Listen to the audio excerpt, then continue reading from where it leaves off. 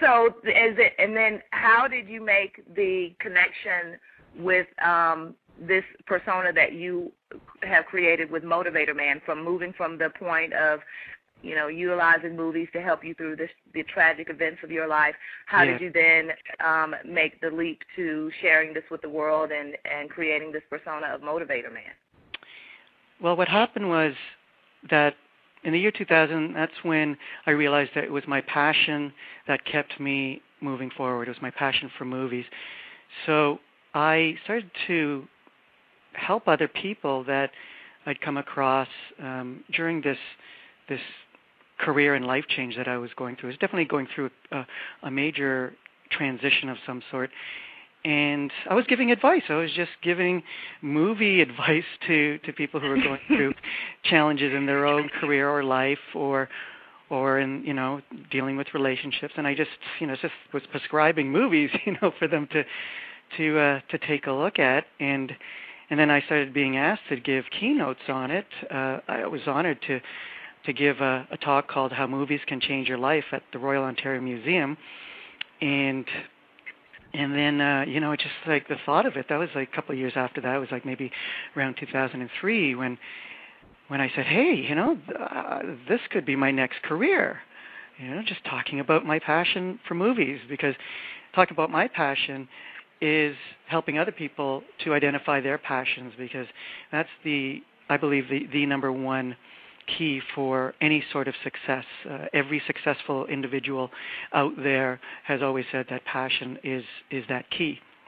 So what happened was I ended up thinking of a new persona or business name, because my name, Emmanuel Lopez, I like the name. Personally, I feel there's too many syllables in it, you know. So okay, I was thinking, okay, doesn't roll off the tongue. Yeah, exactly. Or people think when they meet me, they think I'm some Mexican baseball player, you know. It's like, it's Emmanuel Lopez.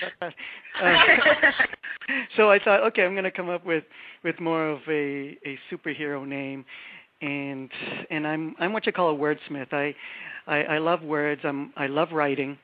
And I worked with other wordsmith friends, copywriters, and so Motivatorman was born around 2003, and it just stuck ever since. You know, my idea was that people would love to just say that, you know, whenever I meet them, or definitely. It's just like it's just fun. Motivatorman. Yeah, exactly. It sticks in your head. Yeah, and it's the whole idea where I envisioned. I'm a big believer in law of attraction, and I envisioned me walking down the street anywhere, and people shouting, "Hey, Motivatorman!" from across. Oh yes. So that started happening. Wonderful. That started happening last year, and I went, "Wow, law of attraction." Wow. I wasn't even. Oh, go ahead. I like the idea when you said earlier. You said you started to prescribe movies.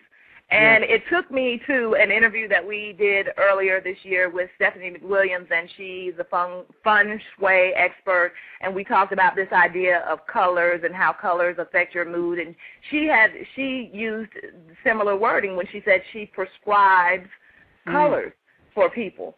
And so I find it fascinating that you said that you started to prescribe movies for people.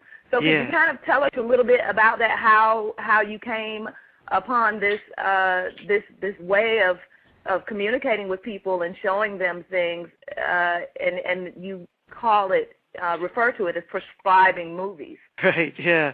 Well, you know, the thing is, it's just so conversational. I'm just being myself. It just, imagine meeting anywhere. If we're meeting first time at a networking event or at a friend's party, it's just who I am. I just love talking about it. And so, you know, my business as a motivational speaker and as a blogger, and talking about movies that motivate, it's very, very conversational. In fact, even my keynotes and seminars are very conversational. You know, it's just I just happen to be talking to hundreds of people or whatever, you know, and so that's just my style. And my blog that I've been writing for coming up to 4 years has been an absolute joy, because I can share specific tips to anyone around the world. And so it's I love it. I love it. Mm-hmm.